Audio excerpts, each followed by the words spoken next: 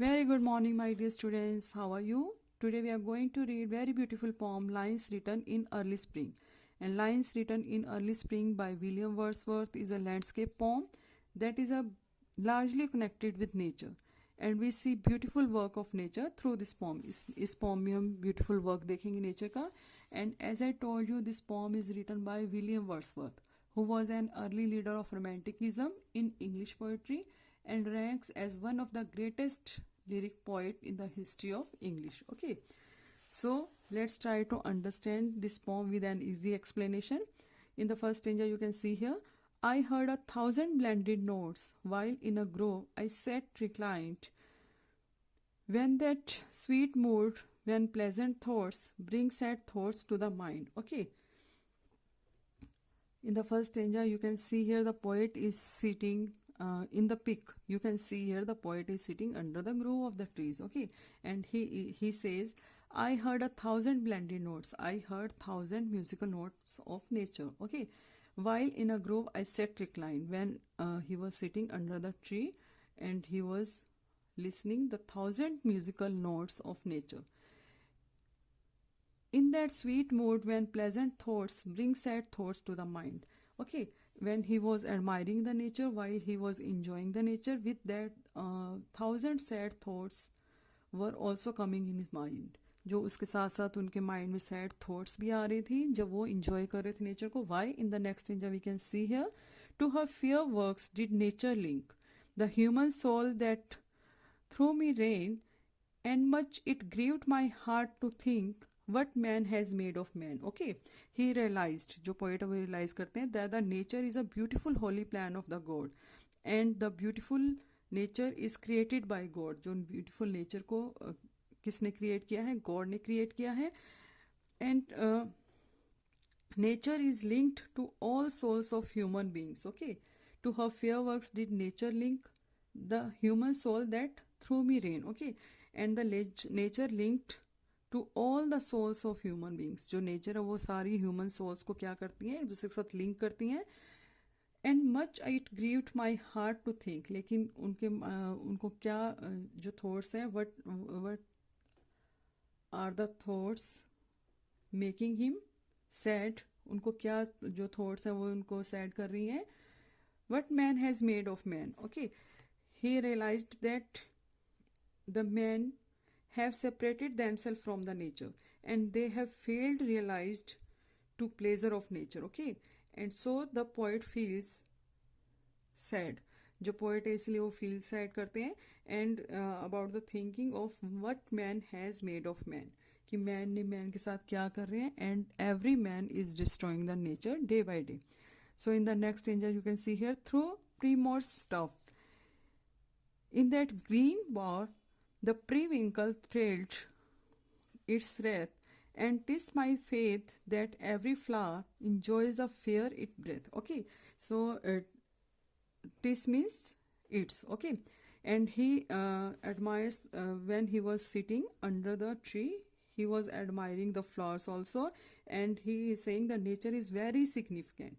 And Wordsworth admires the flowers, all type of flowers, and he is taking the names of the every flower in this para, in this stanza. And 'tis my faith that every flower enjoys the air it breathes. वो यहाँ पे कहते हैं कि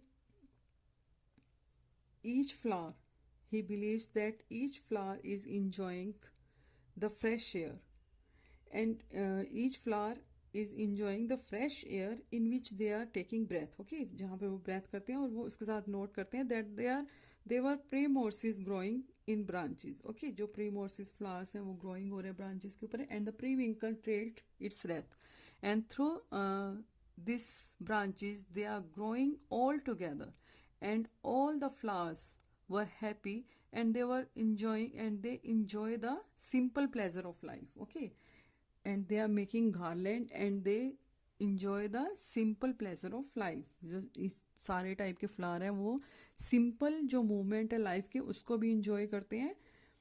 In the next stanza you can see here, the birds around me hopped and played, their thoughts I cannot measure, but the least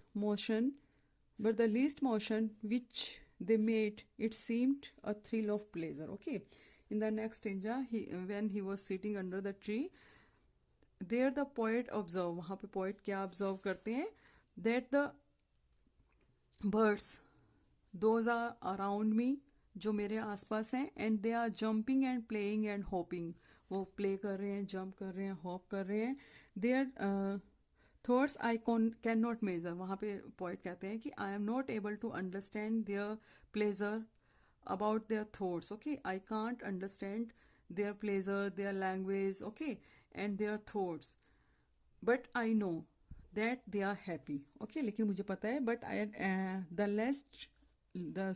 the least motion which they made, it seemed a thrill of pleasure, okay, लेकिन वो I know that they are happy, and he tries to recognize, वो जो poet of recognize करने की कोशिश करते हैं, their movements, about their movements which they are doing, okay, and they are out of sheer pleasure and joy, वो क्या कर रहे हैं, pleasure कर रहे हैं, feel कर रहे हैं, joy कर रहे हैं, and the poet describe the joy of the birds here, describe the pleasure of the joy of the birds here, okay, यहाँ पे वो उनके pleasure के बारे में, birds के pleasure के बारे में बताते हैं. In the next stanza you can see here, the budding twigs spread out their fan to catch the breezy air, and I must think, do all I can, that there was pleasure there, okay. So the budding twigs spread out the fan, okay. The poet observed that the birds on the branches of tree are appearing with new leaves, जो छोटी छोटी कलियां हैं, जो birds हैं, वो appear हो रही हैं trees के ऊपर new leaves के साथ, and they are making a shape like a fan, and they are spreading like fan, वो कैसे fan की तरह spread हो रही हैं, and they also want to catch the cool air, वो क्या करना चाहती हैं, to catch the breezy air, they also want to catch the cool air, and I am sure that all they feeling very happy to do this, okay, and I must think, the poet is thinking that they were feeling very happy to do this, they were feeling very pleasure to do this, okay, वो ये सब करते हुए बहुत ज़्यादा pleasure feel कर रही है.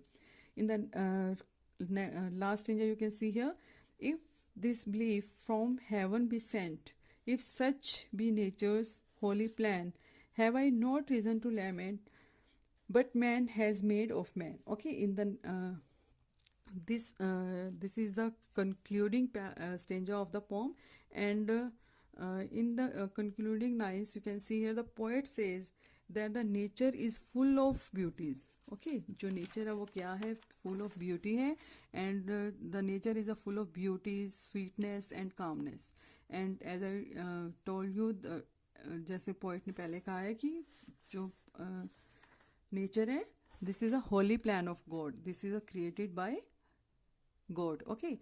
So the beauty of the nature, he is admiring the nature, he always but